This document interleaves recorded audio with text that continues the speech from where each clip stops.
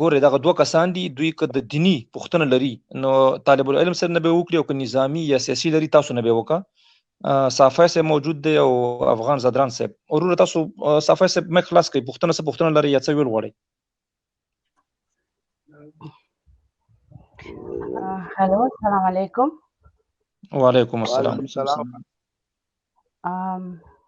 زه د افغانستان نه غږیږم. ما ستاسو پروګرام د قاري صاحب زه تقریبا 1.5 کال نه زه فالو کوم. زه اورېدلې مور ده؟ نه ستاسو خور یم. نه دا بله کومه خور ده. بله خور ده. مهرباني وکړه خورې. ما غوښتل چې څو خبرې زه وکړم، لکه دا کوم زموږ مشر چې دی نظامي معلومات یې ډېر ښه ورکړه، چون موږ خو نظامي معلومات باندې ډېر نه پوهېږو. زه صرف دا ویل غواړم چې د قرآن پاک آیات دی چې یو انسان دې مړ کړو ټول انسانیت دې ووژنه. هلته دا نه دی لیکل شوي چې یو مسلمان دې مړ کړو، د انسان خبره شوې ده. زه دا څوک ورته طالب وایي، څوک ورته کم نوم وایي، خو ما د یو عالم نه پوښتنه وکړم، زه دوی ته نالتیان وایم، ځکه چې د الله نالت دې په دوی شوی دی او د الله نالت دې په دوی وي چې د الله د رحمت نه دوی لرې. نو هغوی ما ته دا جواز راکړی او ته دوی ته دا خطاب کولی شي. نو دوی په هیڅ وجه باندې نه زموږ نظام مني، نه زموږ قرآن مني، نه زموږ خدای مني، نه زموږ رسول مني. زه فکر کوم چې د دوی خدای هم بل دی، د دوی رسول هم بل دی، د دوی قرآن هم بل دی. ځکه که دغه خدای او دغه رسول چې موږ یې منو دوی منلی، نو دا خبرې په وخته پخوا نه ده ختمې شوې وې. به هر حال بله خبره ما غوښتل دا لنډه دا کوم بیګا چې کوم غمیزه شوې ده په لغمان کې او دا کوم کسان شهیدان شوي دي، په یو حساب خو ډېر بختور کسان وو چې په دې مبارک میاشت کې یو شهادت ور په نصیب شو، چې هر مسلمان دا دعایي چې پروردګار زما مرګ په روژې میاشت کې وکړي او بیا د شهادت، نو الله پاک به انشاءالله ورته ډېر ډېر لوړ مقامونه ورکړي او ورکوي به. خو د هغه پسماندګان چې پاتې دي د الله تعالی په وړاندې شهیدان بولو انشاءالله. انشاءالله شهیدان دي، بالکل شهیدان دي انشاءالله.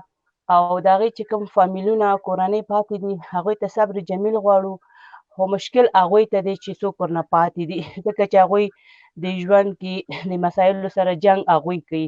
د هغه کوم کسان چې د چا نه بچي به پاتې، د چا نه مور به پاتې، د چا نه به ورور پاتې، نو هغه خدای ښه پوهېږي چې چا نه څوک پاتې دي.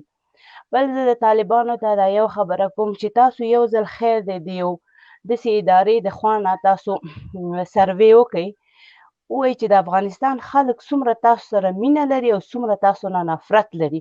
زه انتخاباتو ته مه راځئ، یو سروې چې ستاسو په عقیده هغه اداره په هغې باندې تاسو دا سروې وکړئ، نو زما ایمان دی چې دوی ته به معلوم شي چې دوی څومره اوبو کې دي. ځکه زه د خدای په فضل سره په دې 40 کاله جګړه کې زموږ د فامیل د نږدې غړو نه داسې څوک مونږ د لاسه نه دي ورکړي، خو هر افغان چې وژل شوی دی هغه زما تن وجود دی، زه پرې خفه شوی یم. خو زه د دوی په مقابل کې دومره نفرت لرم ځکه چې دوی زما ښایسته دین نوم استعمالوي. دوی زما د اسلام د نوم نه دوی څومره استفادې وکړې او څومره استفادې کوي، حتی توبه استغفرالله چې دوی حدیث او حیات هم دوی سرچپه کړي. مونږ په درس کې لوستلی په پاکستان کې، ما درس په پاکستان کې لوستلی دی، هلته یو مقوله وه، هغوی به ویل چې د اکبر د زمانې اسلام، وایي چې کله اکبر پاچا شو هغه درباریانو راوغوښت، هغوی ته یې ویل چې تاسو قرآن شریف ترجمه او تفسیر کې، نو هغوی چې کله تفسیر او ترجمه باندې شروع کړو نو کوم ځای کې چې د اکبر په خلاف د هغه د کړنو په خلاف کوم آیات به هغه به یې سلیخ کړو، دې نه تېر شئ، نو کوم چې د ده په ګټه و هغه به ترجمه او تفسیر کړ. نو طالبان هم همدغسې دی، کوم آیات هغې نه وروسته څه بیان شوي هغه هم دوی نه لیدلي نه ګوري، هغې نه مخکې څه راغلي هغه هم نه ګوري، بس کوم حیات کې دا راغلی چې تاسو جنګ وکئ کافر سره، هغې نه مخکې شرایط یې ډېر نه دي لوستلي چې په کوم شرایطو موږ کافر سره جنګ وکړو، په کوم شرایط مسلمان سره په کوم شرایطو. دا خو زه په دې باندې ایمان لرم چې دوی بې سواده دي، مطلق سواد نه لري، علم نه لري. ای کاش چې دوی اسلامي تعلیمات یې لرل، هغه ابتدایي، نو د دوی به د 15 کاله 6 کاله حکومت چې و هغه به داسې نه نسکورېدو. د دوی په حکومت کې خو زموږ نه یادېږي، موږ واړه وو، خو اوس چې زه د دوی قصې اورم او بیا د دوی کوم فلمونه چې ما وکتل چې دوی سره کوم یو کارونه وشو په آخر کې څنګه به بې عزتۍ باندې، ما ته بس دا یادېده چې دوی به څومره د خلکو بې عزتي کړي. موږ په پښتو کې وایي چې مه کوه په چا چې وبشي په تا. دوی به ډېر یو ځوان به یې واغسته چې ستا ږیره ولې لنډه ده یا څنګه ده، هغه به یې بې عزتې کړي. زموږ خویندې، زموږ مورګانې به یې په درو باندې وهل. آیا په اسلام کې د محمد صلی الله علیه وسلم سیرت چې تاسو وګورئ هغه ولولئ، هلته خو ما هېڅ تشدد نه دی لیدلی. هلته خو حتی د مویشي خو پرېږدئ چې د شنو بوټو د ونو هم سپارښتنه شوې ده چې تاسو یو ځای کې جنګ هم وګورئ چې دې ته ضرر ونه رسوئ. نو دوی د کوم اسلام خبره کوي؟ دوی څه رقم اسلام نه خو بیخي دوی وتې دي، هماغه چې خوارج دي، بالکل دې کې به هېڅ شک نه وي. چون زه عالم دین نه یم، مفتي نه یم، زه فتوا په دوی نشم صادرولی، خو زما ایمان دی چې علما به په دوی باندې فتوا صادر کړي او باید علما دې په عالمي سطحه باندې په دوی باندې فتوا صادر کړي چې دوی خوارج دي. نو زه طالبان ته دا وایم چې تاسو خو د خدای نعلت په تاسو شوی دی. بیا هم الله پاک وایي چې زه به هغه پورې خپل بنده بخم تر څو چې د آخري ځل لپاره هم چې مرګ یې نږدې او دا راشي ما نه بخښنه وغواړي. نو هغوی ته زه دا صرف دا وایم چې نور ټول خبرې پرېږدئ، صرف د الله نه بخښنه وغواړئ چې الله تاسو معاف کړي. ګینې نو والله عالم چې ستاسو به څه حال وي، څه به محشر وي، هغه نو خدای په تاسو باندې ښه خبر دی. همدا یو چانس دوی لري. خورجانې په حرم شریف کې چې کوم علما موږ دا 115 علما هغه ټول په دې اجماع وکړه چې دا خوارج دي، دا جهاد نه دی، تخریب دی، فساد دی.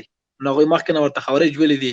هغه د طالبانو وخت د علماو فتوا هم شته چې د حکومت قایم او شپږ کاله حکومت یې وکړ، علماو داسې نه دي ویلي چې دا شرعي حکومت دی، وایي اسلامي حکومت دی. لکه نن چې دیموکراسي حکومت ته هم دوی اسلامي حکومت وایي، افغانستان جمهوري اسلامي. هغه وخت کې مو ویل چې دا اسلامي حکومت دی مګر شرعي نه دی، ځکه دوی کارونه د شریعت مخالف او د قرآن د حدیث مخالف او قبر پرستی شروع وه. او په عین وخت کې دوی د نورو مذاهبو خلک چې د دوی په مذهب نه دي، مثلا حنفي نه وو، هغه هم دوی په درو ووهل چې ته وهابي یې، ته چی شی ولې. په عین وخت کې بیا سعودي نه دوی مدد هم وغوښتل، سوالونه ورته کول. هماغه سعودي حکومت د خپل سفیر هم بیرته وویوړ چې دا اسلامي حکومت نه دی. او چې کله دوی مدد ته ورغلل هغې سم خفه هم کړل چې پرون زموږ ملګري هلته په درو وهل چې ته وهابي یې، نن په کومو سترګو دلته راغلی او له ما نه مدد غواړې. دې کې خو شرم نشته. بالکل دې کې زه نه پوهېږم، زموږ پښتانه خو یو تاریخ لرو په شرم، په غیرت، په حیا. دوی نه هر څه تللی، دوی نه اسلامیت تللی، دوی نه پښتو تللی، دوی نه غیرت تللی. دوی بیخي هماغه قاري صاحب ورته هیبتي ځناور وایي. بالکل دا لفظ دوی سره ښه جوړېږي، سوټیبل لفظ دی چې دوی سره عباسي نور رمایک بند که عباسي نه دا لفظ ورسره استعمال شي. زه فقط دوی ته بیا دوی باندې غږ کوم چې تاسو یو سروې وکړئ، بیا تاسو دا وایئ چې موږ سره ملت دی. تاسو به وګورئ چې تاسو سره کم ملت دی. څومره چې زه خپل خلکو سره یم، څومره چې زه خلکو سره په ارتباط کې یم، فکر وکړئ چې زه یو کس یم او زه یو 100 کسانو سره خو په ارتباط کې یم. نو په دې 100 کسانو کې یو کس ماته را پیدا نه شو چې هغه ماته وایي چې ته غلط یې، نه طالب صحیح دی. نو همداسې تاسو دې ته ملټیپلای کړئ، ضرب کړئ چې دا څومره کسانو ته رسیږي. نو زه دوی ته وایم چې بس دا بیا هم ورته وایم چې یو چانس لرئ، د خدای نه بخښنه وغواړئ او حوصله کېدئ راشئ همدې نظام ته. او زموږ نظام کې نیمګړتیاوې شته، خامیانې شته، کمي پکې شته دی، خو دا خو په جنګ باندې نه کېږي. دا به موږ په دوی باندې نیوکې کوو. د خلک اوس هغه ملت نه دی چې 20 کاله پخوا وده وو، یا حتی د دوی په وخت کې بیچارهګان دومره یریدلي او ځورېدلي چې چا جرأت نشو کولی.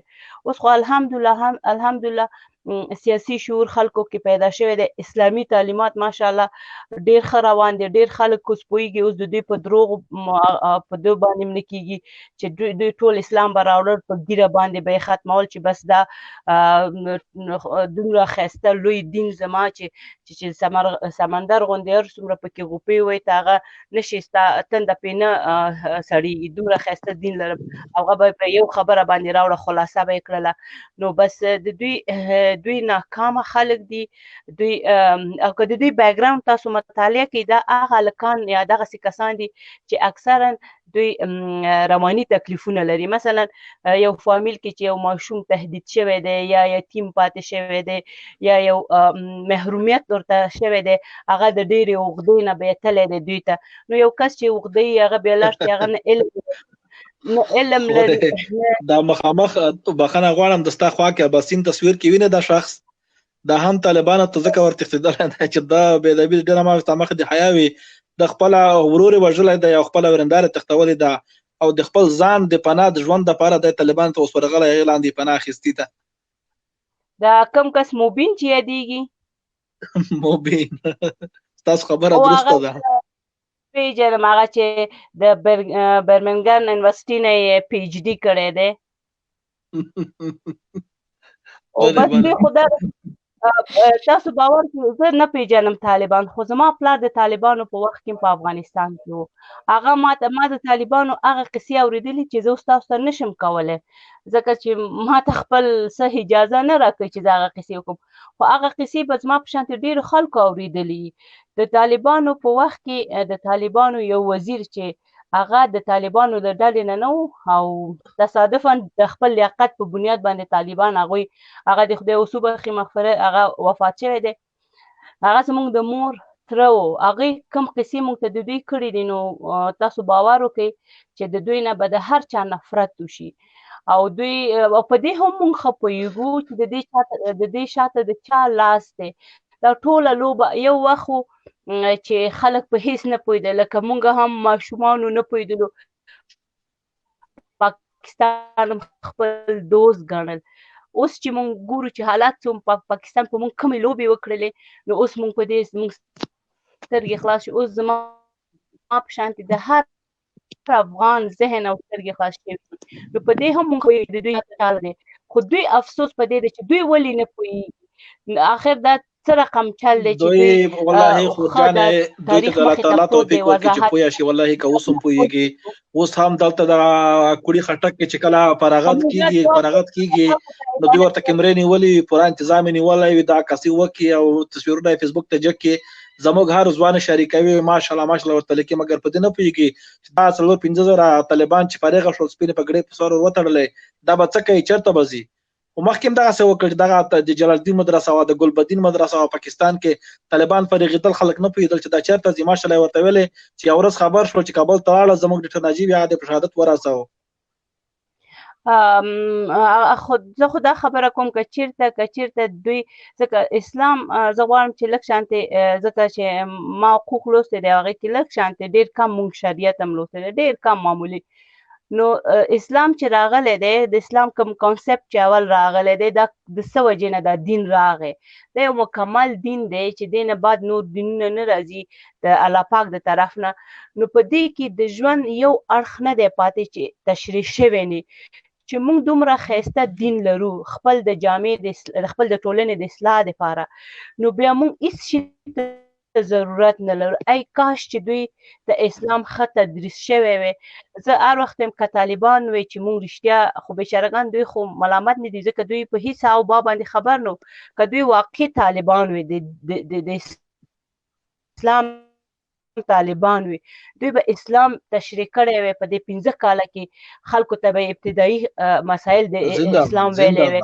نو دوی زموږ کې دا ابتدا ته لاړ نه دوی انتها ته لاړ انتها خو په اسلام کې آخر پړاو دی چې ته بل هېڅ اپشن نه لرې بیا به ته هلته ځې ته خو د ابتدا نه شروع کړه محمد صلی الله علیه وسلم باندې چې کله وحی راغی هغه خو سمدستي رانغی مکه یې ورانه نه کړه خلکو سره خو یې جنګ ونه کړو څومره په پټ او په څومره زحمتونو باندې مبارزه یې وکړه کم تکلیفونه نه و چې دی ونه ګالل بیا آخر چې مجبور شو چې پوه شو نور هېڅ لاره نشته بیا هجرت وکړو لاړو مدینې ته بیا هغې نه وروسته جنګونه شروع شو نو دوی دغه یو کړنلاره ولې دوی نه ګوري دوی ولې د ابتدا نه شروع نه که زموږ ملت بېسواده دی کې شک نه و چې اسلامي تعلیمات بیخي کم و ضعیف و دوی په دې 15 کال کې دغه مبارزه یې کړې وه د اسلامي تعلیمات چې زموږ خلکو ته یې ورکړی وو زموږ خلک یې د دروغ ویلو نه منې کړی وو زموږ خلک یې د خیانت نه منې کړی وو زموږ خلک یې د غصب نه د یتیم د مال خوړلو نه د ابتدایي او هغه هم ته باید په ډېره حوصله باندې د اسلامي تبلیغ وکړې دا نه چې صحیح تدوره عقیده خلکو ته ورښودلې وای، توحید یې ورښودلی وای، رسالت یې ورښودلی وای، نو خلکو به خپل اسلام پېژندلی وای، نه به یې بل دین ته تلل، نه به یې د بل دین دفاع کوله، نه به یې دیموکراسي ته لاسونه کېښول، خپله به هر یو مسلمان خپل کور کې به شریعت ځان ته نافظ کړی وای. مګر دوی چې په خپله عقیده نه پېژني، دغه حال ده چې بس دغې ټولنې علاج، د مملکت علاج یوازې د ټوپک په شپېلۍ کې ویني. صافی خورې دوی په دغه 15 کلنه دوره کې یعنی په افغاني مسلمانې خور باندې ولور اخیسته، هغه یې بند نه کړه چې دا کاملا د شریعت خلاف و. دا څنګه شریعت دوی نافظ کړو؟ یو کس په ورور وواژه، بدل کې به خور ورکوله. بالکل بالکل بالکل. خورې ماشاءالله خبره د معقولې دي، تا نه هیله کوو کله کله راځه، لکه د بل ورور ته موږ ویلې، دلته موږ ته به هم خبره لږ اسانه وي، د خلکو ته په داسې ځواب ورکوئ. موږ باید داسې کسان ولرو چې له هر اړخه دوی ته ځواب ووایي. د بل ورور چې د نظامي هغه باندې خبره، تاسو د حقوقو د لارې خبرې، تاریخ یې ماشاءالله مطالعه کړی ده، نو ډېره مننه. کوشش به وکړو دغه بسین جانان ته به هغه ورکړو، که څه ویل غواړي انشاءالله بیا به ځواب ورکړي. بس زم تاسو ته ښه وخت غواړم، زموږ هم د پیشنمۍ ټایم دی، بس خپل دعاګانو کې میا ساتئ، پروردګار دې دغه شهیدانو ته اعلی درجې ورکړي، په جنت فردوس کې د جنت د سردارانو ته وګرځوي، او پسماندګانو ته یې صبر جمیل غواړم، او انشاءالله بیا به خبرې کوو. ما په دعا کې یاد ساتئ، ټول ملت ته زه دعا کوم، ټول مسلمانانو ته. السلام علیکم. جزاکم الله خیر. السلام علیکم. عباس نور